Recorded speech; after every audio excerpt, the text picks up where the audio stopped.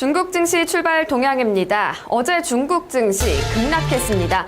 중국 정부에서 레포에 대한 담보 규제를 강화하면서 중국 증시 막판에 5% 넘게 고꾸라졌는데요. 유동성에 대한 우려감이 커졌습니다. 이와 함께 조금 전 발표된 중국의 물가 지표 역시 부진한 모습을 기록했습니다.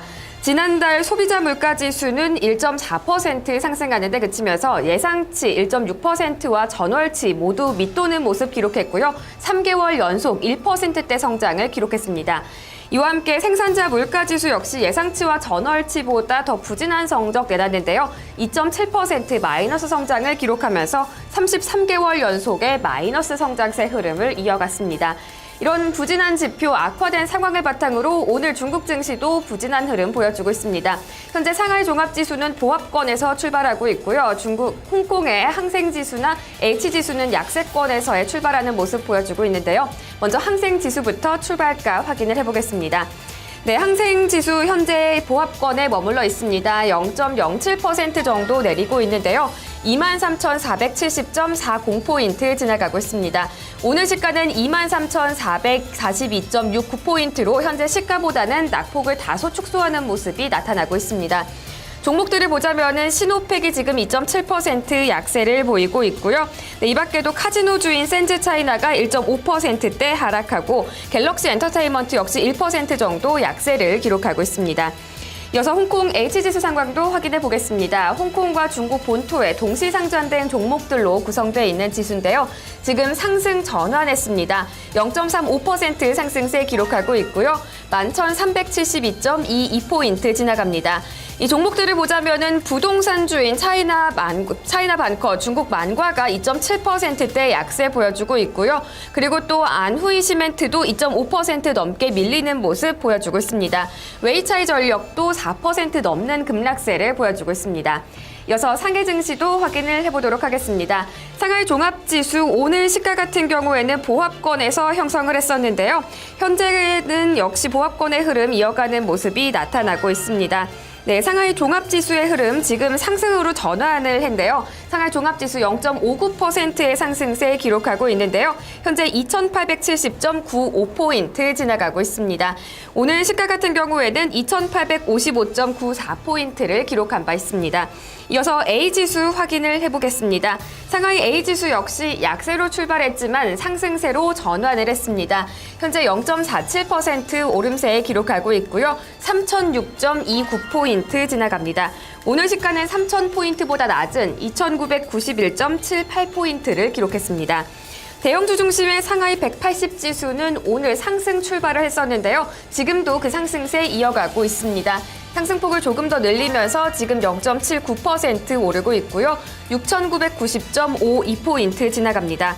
오늘 시가는 6,971.78포인트였습니다. 마지막으로 이 상하이 380지수 보겠습니다. 중형주 중심의 지수인데요. 상하이 380지수 현재 역시 상승 전환에 성공했습니다. 0.39% 오르고 있고요. 4,652.92포인트 지나갑니다. 오늘 시가는 4,623.95포인트를 기록했습니다. 이어서 오늘 아침 살펴볼 만한 주요 외신들까지 점검을 해보도록 하겠습니다. 네, 어제 중국 증권당국이 환매 조건부 채권 레포의 담보 요건을 변경한다고 밝혔는데요. 이에 따라서 이 중국의 주식과 채권, 외환 시장 등에 모두 큰 충격이 있었습니다. 이 소식 마켓워치의 보도로 확인을 해보겠습니다. 네, 어제 중국 증권예탁청산소는 신용등급이 AAA인 회사채나 AA 이상의 높은 신용등급을 보유한 기업이 발행한 회사채가 아닌 채권은 앞으로 레포를 통한 단기자금 조달을 위한 담보물로 사용하지 못한다고 밝혔습니다. 기관 투자자의 단기자금 융통창구인 레포 거래를 억제해서 증시의 과열을 막겠다는 계산인데요. 중국의 한 증권사는 이번 규제로 레포 발행 조건에서 제외된 회사채가 전체의 60%에 달하는 1조 2,500억 위안에 육박할 걸로 추산하기도 했습니다. 반응은 채권 시장부터 시작됐습니다. 채권을 팔아 현금화하려는 트레이더들이 급증하면서 채권 시장에서 투매가 나타났는데요. 벤치마크인 7년 만기 국채금리는 3.78%에서 4.0%로 급등했고요. 담보물 요건을 잃게 된 회사채 금리도 장중 1에서 3%포인트씩 급등하기도 했습니다. 이어 외환 시장으로 그 충격이 이어지면서 위안화 가치가 급락했는데요. 6년 만에 가장 큰 일일 낙폭을 기록했습니다. 이후 상하이 종합지수가 장 마감을 1시간여 남겨두고 급락하면서 5.4% 추락했고요. 지난 2009년 이후 5년 만에 가장 큰 일간 낙폭을 기록하기도 했습니다.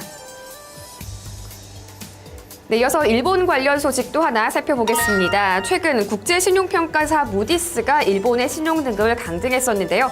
이제는 피치까지도 일본의 신용등급을 내릴 수 있다고 경고하면서 나섰습니다. 이 소식 CNBC의 보도로 확인해 보겠습니다. 네, 피치는 현지 시간으로 어제 일본의 신용등급 전망을 부정적 관찰 대상에 올렸는데요. 신용등급 A+는 유지했지만 향후 등급이 강등될 가능성이 커졌습니다. 피치는 내년 상반기 중으로 일본의 신용등급 강등을 검토할 수 있다고 밝혔는데요. 일본 정부가 소비세 인상 시점을 내년 10월에서 2017년 4월로 연기하면서 재정 상황이 악화될 걸로 보이기 때문입니다. 당초 일본은 2015 회계년도에 기초 재정 수지 적자를 국내 총생산의 3.3% 수준으로 맞추겠다는 목표를 세웠는데요. 이제는 사실상 불가능한 계획이 됐다는 지적입니다. 피치는 지난 2008년 말 184% 수준이었던 일본의 GDP 대비 일반 정부 부채 비율이 올 연말에는 241%에 달할 걸로 추산하기도 했습니다. 6년 사이에 부채 비율이 57%포인트나 늘어난 건데요.